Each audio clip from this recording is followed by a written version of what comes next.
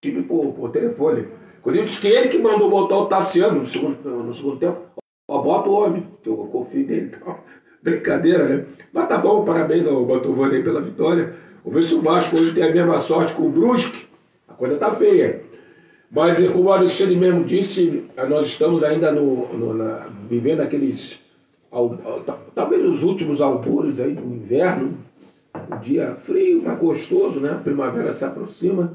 É um mês, como o Alexandre falou, que para nós tem um significado muito grande, muito representativo, que é o mês que comemoramos a independência do Brasil. E não é um ano qualquer, é o bicentenário da independência, que nos enche de orgulho, né? Que engalana todos nós brasileiros, que ficamos assim, digamos, impregnados, viu, Ronaldo? Embriagados com esse sentimento de patriotismo. Engalana, né? É verdade. Pois é. Então, ficamos muito felizes com a nossa pátria, amamos demais o nosso chão, o nosso país. E aqui no Rio Grande do Sul, eu me sinto patriota duas vezes, porque aqui o gaúcho ama muito o Brasil e ama muito a sua terra também, o Rio Grande do Sul. Já comecei de novo. E isso é muito bacana, né? Ter esse duplo sentimento, um sentimento de nacionalismo e também de nativismo, não é isso, Ronaldo? Exatamente. Bom dia, Coronel Castro, Alexandre Machado, nosso assessor Caio, a todos os ouvintes aqui do programa Crônicas de Alegria. É uma satisfação iniciarmos aqui o setembro, aí, falando já da importância do mês, né, dessas datas aí. Além do 20 de setembro, que é uma data muito marcante aqui no Rio Grande do Sul, especialmente aqui na fronteira, né, que tem esse sentimento de gauchismo, né, mais aferrado à cultura. Mas, além disso, a questão que você já tocou, né, Castro, que eu acho que é importante a gente ressaltar, é esse resgate do patriotismo, do nacionalismo, que, inclusive, eu penso alguns comentários a esse respeito no meu artigo do Jornal Expresso Minuano, desse sábado, em que eu falo exatamente disso, que há algum tempo atrás ninguém comemorava, ninguém sabia o que era o sentimento de nacionalismo, né? O que se falava de Brasil era falar de samba, ou falar de seleção brasileira de futebol, ou então das nossas belezas naturais. E hoje não, a gente já consegue ver esse lampejo aí de resgate dos nossos vultos históricos, do nosso passado glorioso enquanto nação, que por tanto tempo foi achincalhado, inclusive, e principalmente por uma mídia militante aí, por conta de um marxismo cultural que tomou conta aí das redações de jornal, da televisão, do cinema, enfim. E agora não, a gente começa a falar, por exemplo, do feito heróico de Dom Pedro, de Maria Leopoldina, de nomes como José de Bonifácio, que jamais poderão ser esquecidos no processo de construção da nação brasileira. E a gente começa a resgatar. E esses são os verdadeiros heróis que nós temos que sempre falar e enaltecer, né? Não esses proto-ditadores de esquerda de outras nações que o pessoal, agorizado muitas vezes em universidades, estampa nas suas camisetas aí, sem saber o quão mal eles fizeram para a humanidade, né? Então, que bom, a gente está reacendendo esse espírito patriótico aí no 7 de setembro, né? É que a esquerda tem muito ódio da monarquia, isso é uma bobagem, isso faz parte da nossa história. Nós temos todos nós temos que ter orgulho da nossa história, das nossas raízes.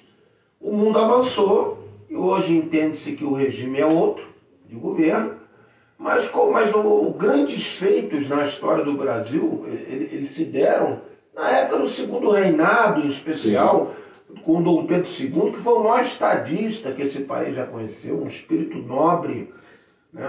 E hoje as pessoas não gostam de reverenciar esses grandes ídolos, e o que se vê muito hoje são esses ídolos de barro, né, Ronaldo? E tem uma data que faz correlação, uma data próxima e passada, né, que foi comemorado o Dia do Soldado, dia 25 de agosto, né, que comemora o nascimento de quem? Duque de Caxias.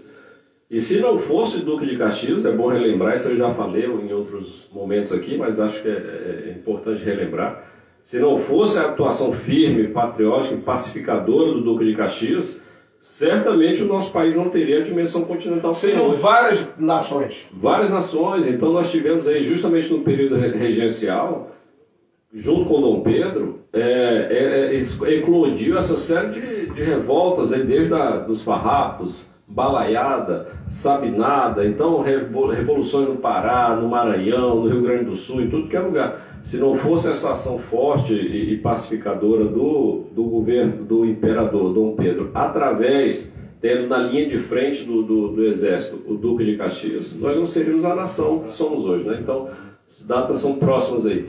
E além disso, e a América Espanhola foi assim, né, Romulo? A América Espanhola se esfacelou, né? Em dado momento, o Brasil manteve esse gigante, né? Manteve essa sua integridade territorial. E aí é interessante relembrar, né, uma coisa que eu escrevo também. Nós somos um país que tem uma potência gigantesca. Nós somos um país enorme, um dos poucos países grandes, de dimensões continentais do mundo, mas que tem boas condições de plantio, de agricultura, né, devido ao clima favorável, etc., topografia que nos ajuda. Nós temos água em abundância, temos petróleo, temos minerais, temos uma costa vastíssima com mar territorial, com litoral para exploração turística. Temos um povo que nós não temos antagonismos internos como outras nações aí, por questões religiosas, étnicas, raciais, enfim, seja quais forem. Nós somos um país pacífico, ordeiro, temos tudo para ser, e nosso atual presidente sempre fala isso, nós temos tudo para ser uma grande nação. Não somos porque, então, são amarras que foram colocadas ao longo de décadas, intencionalmente, né? O Brasil sempre esteve na mão de grupos, de oligarquias, seja econômicas, sejam políticas, e é essa liberdade maior, acho que a gente tanto preza hoje, né? A liberdade de fato de ter o Brasil para os brasileiros, que todo esse potencial que nós somos enquanto nação seja revertido para o benefício de todos, né? Mas ao encontro do que nós vamos falando aqui, agora dia 7 de setembro, vamos para os parques, né? Dia 13 e 4 agora a gente vai ter o desfile da juventude aí, das crianças, das escolas. Importante esse resgate cívico. Tivemos um passado recente onde o município mesmo por diversas vezes optaram por não desfilar. E tem ainda, obviamente, a gente compreende a liberdade que nós defendemos, né? Inúmeros professores ali que não entendem, que não querem desfilar, que acham, de certa forma, vergonhoso tu ter que enaltecer teu civismo, teu patriotismo. Agora, se eu vou marchar, então, é sentimento de cada um, e isso mostra para cada vez mais que nós respeitamos a opinião alheia. Quem não quer desfilar, que não desfile. Quem quer desfilar, desfile. Isso que nós defendemos. Agora, não é porque eu não quero desfilar que eu tenho que proibir todo mundo que desfile. Bom, eu não gosto de desfile, então tá, não tem desfile. Eu não gosto, ninguém desfila. Essas coisas que nós temos que demonstrar que esse radicalismo não está do nosso lado. Então, vamos para a rua, vamos botar nossa bandeira no ombro, respeitosamente, sem agredir ninguém. Vamos bater palma para essa juventude que vai ir desfilar sim, em respeito à sua pátria. Vamos bater palma para os militares e para os jovens, alunos, estudantes que estão ali na guarda do nosso fogo simbólico. Isso é importante, esses valores que tanto se tenta deturpar, a gente precisa enaltecer. Obviamente, como sempre, respeitando as opiniões contrárias. E esse ano nós teremos em Alegrete, no desfile do dia 7 de setembro, uma grande inovação, vamos dizer assim, que além do desfile militar tradicional, esse ano nós teremos todos os blindados, todos os equipamentos de combate do Exército para a população poder visualizar, né, tudo que é feito, tudo que é cuidado aqui em Alegrete pelo Exército Brasileiro, que muitos têm o hábito de dizer que servem para pintar meio fio. Eu ouvi isso num grupo de WhatsApp, porque eu postei um boneco fardado, assim, dizendo que eu estava pronto para uma reunião. E aí eu tive que ouvir que os militares serviam para pintar meio fio. E a gente sabe que é exatamente o contrário, né? Além de todos os exercícios e manobras que tem que ser feito para fazer a nossa defesa, a nossa segurança em momentos de necessidade, que a gente já viu, inclusive, quando se teve sucesso para subir um morro, quem subiu foi os militares. No momento de maior convulsão, vamos dizer, que estava lá no Rio de Janeiro. Então, a gente deve sim respeitar, são o braço forte, mão amiga, que está sempre conosco nas horas mais difíceis. Eu acho que é difícil algum cidadão alegretense que possa encher a boca e dizer assim, eu nunca precisei do Exército. Quem está falando isso está mentindo. Porque em todos os momentos, seja na enchente, seja na seca, seja no incêndio, seja no afogamento, seja para ir até a ponte do Rio Brapuitã para tirar as fotos e imagens, quando a gente estava com aquele problema se a ponte era segura ou não era segura, seja no momento de a gente transpor uma ponte que caiu e que precisa liberar acesso, em todos os momentos do nosso cotidiano dos cidadãos comuns, que não são do Exército, a gente precisa das Forças Armadas. E esse ano o agro vai estar junto com o desfile militar. O desfile de todos, a pujança do agro que manteve nosso PIB aceso, não deixou a peteca cair durante a pandemia, enquanto muitos se deram o luxo de ficar em casa, o agro, juntamente com o pessoal da saúde, seguiram trabalhando para que nós pudéssemos todos estar aqui hoje, e nada mais justo que esse desfile seja, embora não vai ser ato contínuo, né, mas logo junto com o desfile dos militares, o agro vai estar presente, então vai estar presente a segurança pública, a guarda municipal e demais forças vivas aqui de segurança do nosso município. Sobre o Exército, eu sou suspeito para falar, eu e o Ronaldo, eu fiquei 32 anos no Exército, o Ronaldo ficou pelo menos 30. Eu fiquei 8 meses. Mas ficou bastante, E o Mantovani deve ter servido também, não sei se serviu 2 anos, o Mantovani é um veterano. Todos nós somos veteranos, passamos pelo Exército, e é uma instituição que ela tem um significado tão grande, e ela representa tanto para a nossa sociedade, que dificilmente uma pessoa que serviu ao quartel não traz alguma lembrança positiva, ou pelo menos não entende que aquele período contribuiu de alguma forma para a formação dela como cidadão. Os mais antigos gostam de dizer até como homem, né? Aquela visão, né? Ou como mulher hoje, porque muitas mulheres que também passam pelo Exército levam uma lembrança muito boa, muito positiva daquele período na caserna. E até porque o Exército é uma das instituições, se não a instituição que goza de maior credibilidade junto à população, não somos melhores que ninguém, nós que não. Mas estamos aqui para servir. É uma instituição cujas bases, né, se apoiam na hierarquia, na disciplina, e tem valores ali inegociáveis, como o amor à pátria, amor à bandeira, aos nossos símbolos. Então, isso são as Forças Armadas. E acreditem, senhores, se você tem uma casa hoje, viu, Ronaldo, e você não coloca porta na sua casa, se você não coloca um portão de entrada, deixa tudo aberto, o que vai acontecer? Irmão Tomani, alguém vai invadir. Alguém, uma hora, vai entrar na tua casa. Se não tem uma porta bem fechadinha, se tu não tem um cachorro, vão invadir. Mesma coisa, se a pessoa pensa assim, as Forças Armadas não servem para nada. Se nós não tivéssemos Forças Armadas, a Argentina já tinha invadido, o Uruguai já tinha invadido o Rio Grande do Sul.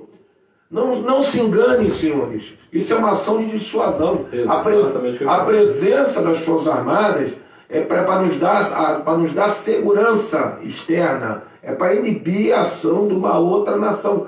Não se engane, hoje você pode estar muito bem com o teu vizinho, amanhã assume um ditadorzinho lá, um tiranete, alguém com ideias de expansionismo e começa a revisar questões de séculos atrás, que ele acha que houve mais justiça na demarcação dessa fronteira, esse rio não era para estar aqui, era para estar ali, e é motivo para invadir o teu país. Se você não tem forças armadas à altura para dar essa segurança. É isso, Ronaldo? Exatamente, Castro. Além dessa questão que você tocou, da ação dissuasória, de você manter a tua segurança perante os vizinhos, né, digamos assim, manter a sua soberania nacional, eu gostaria de lembrar um episódio apenas, que os nossos inimigos, eles não são apenas externos, mas são internos também, né? E vou lembrar apenas um episódio. Se eu não me engano, em 2014 ou 16, não desculpem a data, mas acho que 2014, no período pré-impeachment da Dilma, quando a coisa estava meio confusa, o cenário político estava convulsionado, e esse episódio para mim é um dos mais marcantes aí na história recente da nossa República. Quando a Dilma, com um plano muito bem montado aí, que todo aquele, para quem estudou essa questão dos black blocs naquela época, sabe que aquilo ali foi um movimento, não foi por acaso, foi pensado para desestabilizar as estruturas do país, e aí veio a presidente na época Dilma com a ideia de baixar um decreto lhe dando plenos poderes. E aí ela chamou o então comandante do Exército, o general Vilas Boas, e apresentou essa ideia para ele. Olha, general, eu vou aqui baixar um decreto me dando plenos poderes, etc, etc. Né? Para ver qual era a reação do comandante do Exército. E sabe o que o comandante do Exército disse para ela, Castro, Alexandre? Olha, presidente, nós no Exército temos um hábito. Quando alguém dá uma ordem, um superior dá uma ordem absurda, a gente não executa. E se essa ordem foi ilegal, a gente prende quem deu essa ordem. E aí foi isso que foi o freio para que a Dilma não baixasse um decreto e nós nos transformássemos, por exemplo, aí numa ditadura de esquerda, né? Então cito apenas esse episódio para exemplificar muitas vezes que aqui embaixo na ponta da linha a gente não enxerga a dimensão e a importância de ter uma força armada imbuída com os ideais nacionais, patriota, e que não seja corrompida com nenhum poder político, nenhum partido. Viu, Ronaldo? Eu queria que tu comentasse também.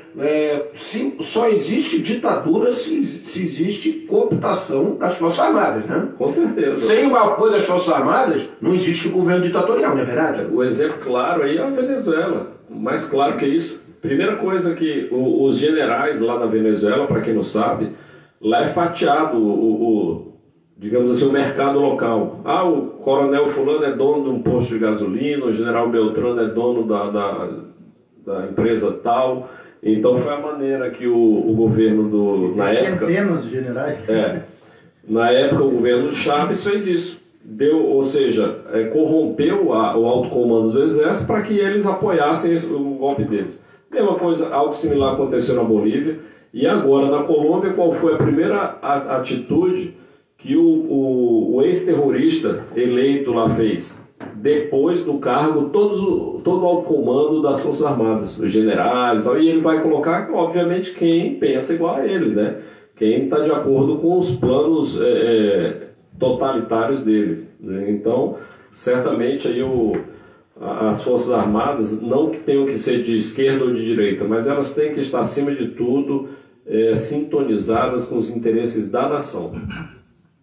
Então, não diferente do que está acontecendo em todo o Brasil, nós convidamos a todos os cidadãos brasileiros, e em especial de Alegrete, para que cultuem essa data. Vamos ver o desfile militar, vamos ver o desfile da Segurança Pública de Alegrete, vamos ver o desfile do agro, e pela tarde nós também teremos, não digo manifestações, mas nós teremos um movimento ali na praça, onde a gente vai ter a oportunidade de ver os movimentos em prol do bicentenário da independência Brasil afora.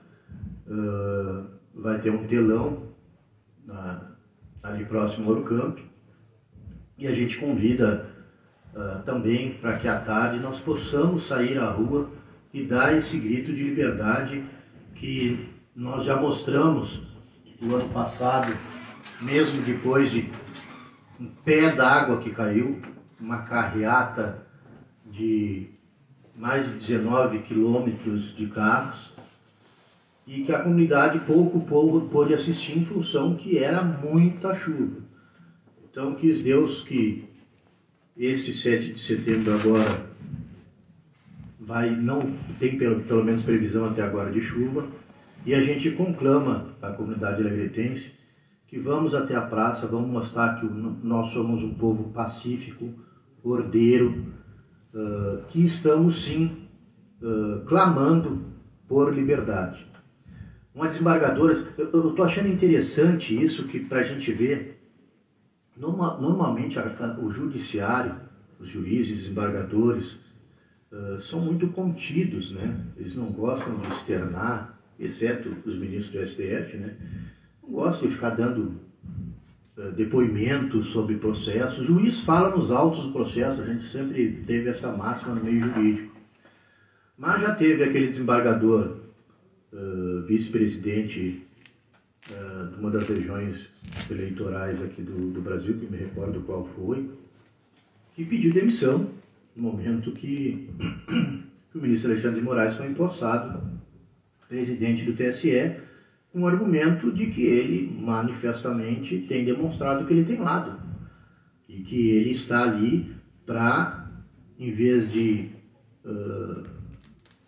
pôr panos quentes em toda essa situação, está mostrando um clima bélico para as eleições. Contra um lado, né? E agora, recentemente, uma desembargadora falou em alto e bom som que o senhor ministro Alexandre de Moraes trouxe para o Brasil o novo AI-5.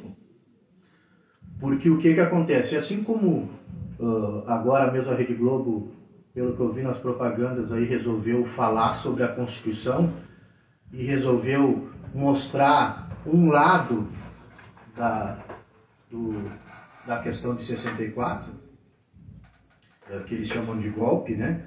Mas na verdade lá existia uma briga para que a gente pudesse ter espaço para a democracia ou optássemos pelo socialismo puro que estavam do proletariado, como o próprio Gabeira falou, no Brasil.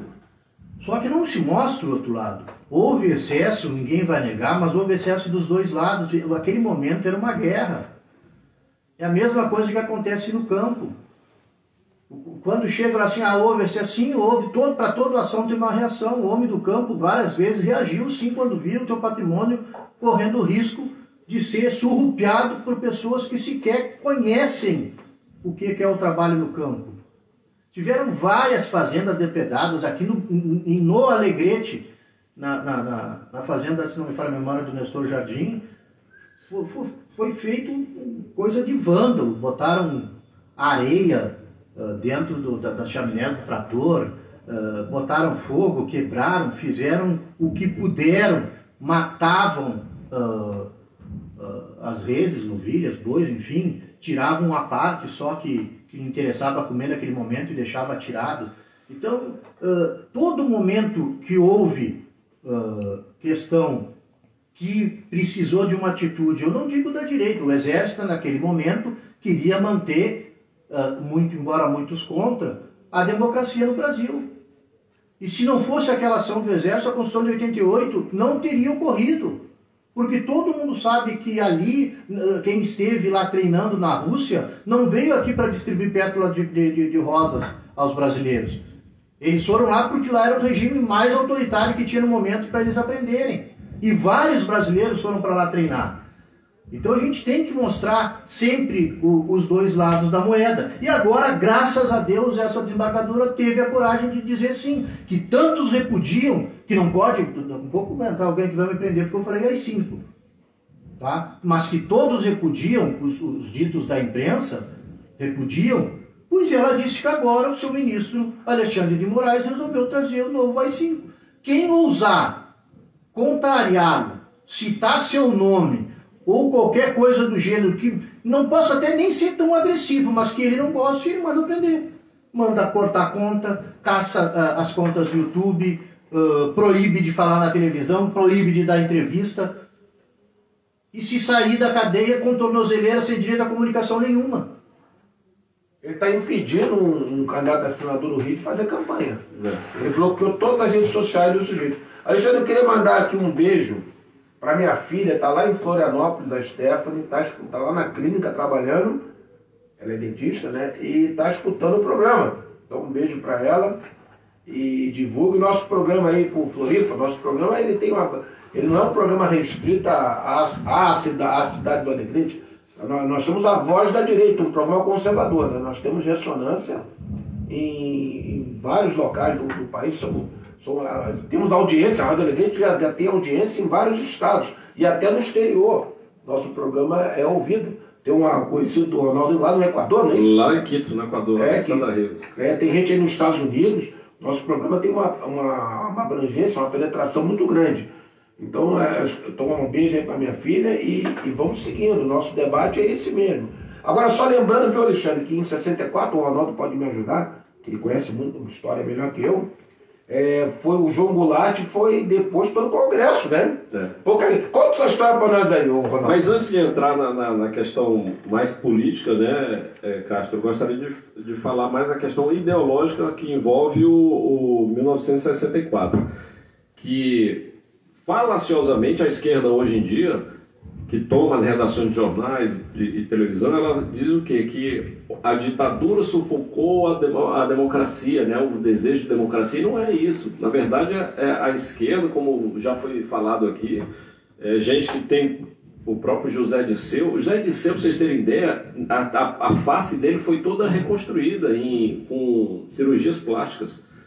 O cara que tinha curso de espionagem, de guerrilha, assim como tantos outros que até hoje fazem parte da... Em Cuba? Em Cuba. Foram muitos anos em Cuba. Gente que foi para a antiga União Soviética. Então esse povo veio para o Brasil atrás da democracia? Claro que não. Eles eram peça de manobra para implantar aqui a ditadura do proletariado. O Paulo Fernando Gabeira admitiu isso. Falou, o pessoal fala muito de democracia, nós nunca lutamos por democracia. Nós lutávamos pela instauração da ditadura do proletariado. Exatamente. Para quem não sabe, ditadura do proletariado é a esquerda, é o comunismo, né? E o exército não deu um golpe de mão. Negativo. Quem quer pesquisa é a Marcha da Família com Deus. Então, em 1964, assim como... E é engraçado como parece que a história se repete. Assim como está tendo essas manifestações atualmente no Brasil, naquela época uma manifestação muito grande no Brasil, principalmente no Rio de Janeiro, né, com o apoio da Globo. Inclusive tem o editorial lá do seu Roberto Marinho. Foi amplamente favorável à Revolução Democrática de 64. Era a favor, na verdade, do que ele chamava de contra-golpe, do que de o exército não permitir que essas forças ocultas, digamos assim, da esquerda tomassem o poder no país, através de quem? Do João Goulart, como você falou. Sim. João Goulart, que era o presidente na época, ia a Cuba, né, e tinha andado já na China comunista. Então, essa aproximação aí do Brasil com a esquerda estava sendo muito vista como, né, uma guinada nossa para a esquerda. Então, o exército foi convocado pela população. Então, e depois pagou o preço por isso. Se ficou muito tempo, se houve exagero, aí é uma outra questão que a gente não vem ao caso a gente explorar. Ronaldo, é importante que diga assim, que falou da Marcha da Família. Eu tenho a honra de ser o coordenador da Marcha da Família no estado aqui, e porque ela foi refundada agora, né? A Marcha da Família, na verdade, se tornou um movimento de rua, onde a gente tem um foro conservador, que é onde a gente tem tentado promover, diante da direita, uma forma de a gente contrapor o Foro de São Paulo. E nós temos células da Marcha da Família e do Foro Conservador em todos os estados brasileiros. A gente tem reuniões quinzenais para tratar desse assunto.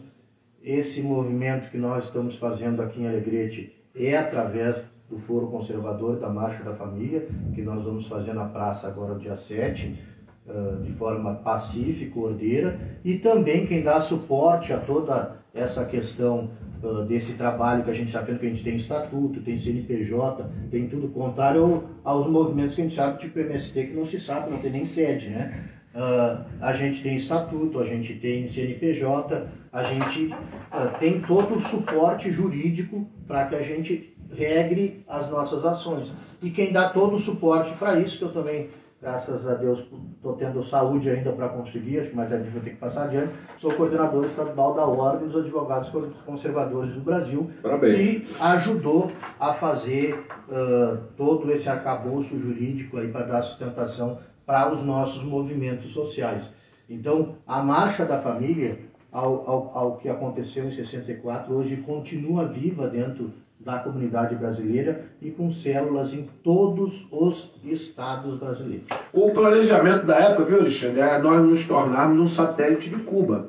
E se a gente tivesse embarcado nessa aventura socialista, gente, vocês que gostam muito dos animais, assim como eu também gosto, talvez não tivesse hoje mais cachorro no Brasil. Já tínhamos comido todos, cachorro, gato, tudo. Vai olhar Cuba. Cuba, a frota de carro que roda em Cuba hoje é da década de 50. É um atraso tecnológico, é um abismo que vocês não têm ideia, entendeu? Do que é um regime socialista. Graças a Deus que estamos... E hoje a nossa palavra de ordem, né Alexandre, é liberdade. Liberdade, Deus, pátria, família e liberdade. É isso aí, meus amigos. Eu gostaria agora de a gente puxar um pouquinho aqui para a questão nossa interna do Brasil, né? Questão mais econômica. De novo, aquela do despiora, né? Castro, Alexandre. Então, despiora tá com vento em popa, né? Então, ano passado, início do ano, os pessimistas de plantão aí, da velha mídia, diziam que a gente ia entrar em recessão, etc. A recessão de fato veio mais para a Europa, para os Estados Unidos, né? E vai piorar, porque ela vai chegar na Europa, vai chegar os Estados Unidos, vai chegar o inverno, né? Imagina, sem gás, enfim. O Putin está esperando para fechar o segundo gasoduto agora no inverno. Exato. Vai ser a moeda de troca dele. Aqui vai despiorar e lá vai desmelhorar. Lá vai desmelhorar. Enfim, e aqui está despiorando, e a mídia nunca quis dar o braço a torcer para reconhecer a competência do nosso super-ministro Paulo Guedes e do governo, enfim, de acertar aí as suas ações. E estávamos aí previsto entrar numa depressão, né? Numa recessão, melhor dizendo, e o tempo foi passando, e aí cada mês que passava fazia uma previsão. A última previsão do PIB, né, de crescimento, está em 13,25. E é isso que eu ia falar. Então, o Bank of America, né, fez essa previsão aí de 3,25. Eu estava lendo aqui, inclusive, para não errar o número, né? Era de 0,7 no começo do ano. Não, vai melhorar. E passou para 1, passou para 1,25, passou... E o Paulo Guedes tinha falado lá no começo do ano, espere no mínimo 2% de crescimento. Já está em 3 e pouco. Então, o emprego aumentando, né? Diminui a população desempregada, então a gasolina, os combustíveis estão caindo, está caindo. Mais outra queda, né? De 25 centavos. Caindo o preço dos combustíveis, caindo o preço dos alimentos. Inflação, né? Exatamente, a inflação está caindo. E, pessoal, importante também, ao encontro do que o Coronel Ronaldo está dizendo, nos meios de comunicação, muito pessoal, principalmente os amigos caminhoneiros, têm perguntado a questão do diesel. A questão do diesel, a gente teve contato diretamente com o núcleo do governo, né? E, na verdade, hoje nós, por incrível que pareça, temos pouco diesel no mercado brasileiro. Então, uma queda muito brusca... Né, mundial, mercado mundial. Pode acabar sendo de efeito contrário, né? A escassez do diesel, a falta do diesel, obviamente, a lei de oferta e procura acaba aumentando ainda mais os preços. Mas o governo já comprou uma carga enorme de diesel que deve estar chegando ao Brasil muito em breve, que obviamente isso vai acabar fazendo com que o diesel também acompanhe o preço da gasolina. Então, é óbvio que isso preocupa, porque o diesel, na verdade, a gasolina não interfere tanto na questão do frete, né, que é o que pesa mais na questão da economia, Mas, para isso, o governo já deu esse auxílio aos caminhoneiros de R$ 1.000, até que essas situações consigam voltar ao que nós chamamos de normalidade. Então, mais uma prova de que o governo acertou, né? Quem dizia que a redução do ICMS nos estados era uma falácia, que não passaria de 20, 25 centavos da redução do combustível, está visto que isso não é verdade. A gasolina, para a gente ver, tem locais que já está a menos de R$ 5. A gasolina está perto dos 8, ou seja, uma redução de quase 50% em alguns lugares do preço da gasolina. Então isso é um fato, não há algo que se discutir. A baixa da energia é a mesma coisa, em função do ICMS também. E o governo do estado do Rio Grande do Sul, ao encontro de outros estados, entrou no STF tentando derrubar a lei aprovada no Congresso que previa essa redução do ICMS e não teve êxito. Então, também isso não deve ser considerado mérito do estado do Rio Grande do Sul, porque tentou fazer o caminho inverso, né? Eu queria falar só rapidamente, Ronaldo, dar só uma visão geral para os nossos ouvintes, porque essa situação da Europa que poderá ter repercussão no mundo inteiro. O que está acontecendo atualmente? Na guerra da Ucrânia, a Ucrânia está resistindo bravamente. A guerra entrou naquela fase de guerra de atrito, né? Não existe muito avanço territorial, mas o que acontece? Existe uma ajuda maciça da União Europeia, da OTAN, né? E dos Estados Unidos à Ucrânia. O que o Putin vai fazer agora? A estratégia dele, não estou falando que ele está certo, errado, eu estou analisando de fora. Provavelmente esse gasoduto que ele tinha fechado para a Alemanha agora foi reparado, mas ele vai fechar o outro gasoduto agora no inverno. A Europa deverá entrar em colapso por falta de gás para a produção industrial, para o aquecimento. Isso vai gerar uma pressão interna muito grande dos países que estão apoiando a Ucrânia. E provavelmente a opinião pública vai forçar esses governos a retirarem essa ajuda que a Ucrânia recebe em termos de armamento, suprimento, tudo que é para poder manter a guerra, né? Então ele diminui muito esse apoio do Ocidente, vamos dizer assim, à Ucrânia. E isso vai facilitar as ações da Rússia, né? Que deverá, para esse ano 2023, finalizar essa invasão. Eu acho isso tudo lamentável, a guerra é sempre lamentável, ninguém aqui está torcendo para lado nenhum, mas a gente está analisando do ponto de vista estratégico, geopolítico, é isso que vai acontecer. E vai ter repercussão muito forte. A Europa deverá passar por períodos de escassez de alimentos, de combustível, problemas no seu parque industrial.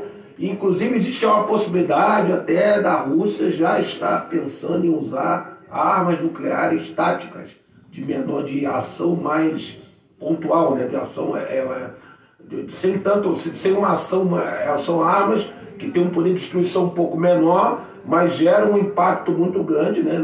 E tiram a vontade do inimigo combater. Então isso é uma coisa que, essa guerra de procuração, como existe hoje na Europa, ela pode acabar. Então é só para vocês terem uma visão que o Brasil vai muito bem, obrigado. Nós estamos longe desse teatro de operações, estamos com a inflação baixa, a economia crescendo e prontos para ajudar, inclusive, o restante do mundo.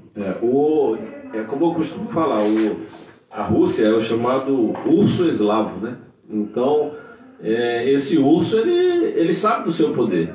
Ele não se apavora em atacar porque ele sabe da sua capacidade de sufocar o inimigo. Então ele vai lentamente, ele é paciente, né?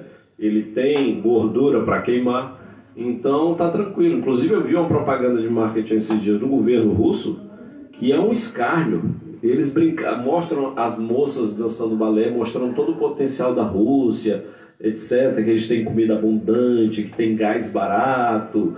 Guerra psicológica, né? Guerra psicológica. É tipo assim, jogando na cara da Europa. Então isso aí traz algumas lições para o mundo, porque esses países lá da Europa, por conta, e eu sou biólogo também, não tenho nada contra a questão de energias renováveis, etc., nada disso. Mas a soberania nacional tem que estar acima de qualquer coisa, a autonomia das nações, né? Então, por conta desse discurso ambiental, etc., o que a maioria dos países da Europa fez? Abriu mão das suas matrizes energéticas, que algumas eram de fato muito poluentes, e ficaram na mão de quem? Do estrangeiro, do russo. Quando veio a guerra, se viram como estão agora, totalmente de calça na mão. A Alemanha sempre investiu muito em energia limpa, né? É o país que mais investe no mundo hoje. Porém, não é, ela tem o terceiro ou quarto maior parque industrial. Ela precisa muito da energia ainda, digamos assim, poluente. Então, realmente ficaram muito dependentes do gás da Rússia. Né? Castro, é importante aqui, antes da gente encerrar, tá fechando o programa, principalmente quando eu converso com alguns jovens, eu quero trazer aqui para a reflexão o que diz os 10 mandamentos do comunismo, Decálogo de Lenin, de 1913.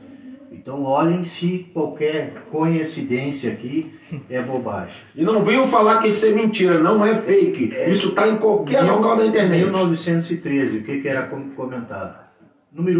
Mandamento número 1. Corrompa a juventude e dê-lhe liberdade sexual. 2. Infiltre e depois controle todos os veículos de comunicação de massa. Olha só. Divida a população em grupos antagônicos, incitando a discussão sobre assuntos sociais. Não precisa ser mais claro. Fale sobre democracia e Estado de Direito, mas, tão logo haja oportunidade, assuma o poder sem nenhum escrúpulo. 5. Colabore para o esbanjamento do dinheiro público. 6. Coloque em descrédito a imagem do país, especialmente no exterior, e provoque o pânico e o desassossego na população por meio da inflação. Olha a Argentina, hein? Promova greves, mesmo ilegais, nas indústrias vitais do país. Promova distúrbios e contribua para que as autoridades constituídas não as coíbam. Contribua para a derrocada dos valores morais, da honestidade e da crença nas promessas dos governantes. Nossos parlamentares infiltrados nos partidos democráticos devem acusar os não comunistas, obrigando, sem pena de expô-los ao ridículo, a votar somente no que for interesse da causa socialista. Mensalão. Procure catalogar todos aqueles que possuam armas de fogo para que elas sejam confiscadas no momento oportuno, tornando impossível qualquer resistência à causa. É o que a esquerda faz hoje, ela segue à risca tudo isso aí. Observe, você, meu ouvinte, observe o que faz a esquerda, ela segue à risca o Decálogo de Lenin. Então, um bom sábado, um abençoado domingo, e estejamos todos juntos no dia 7 de setembro na Praça Getúlio Vargas. Bom fim de semana, fiquem com Deus.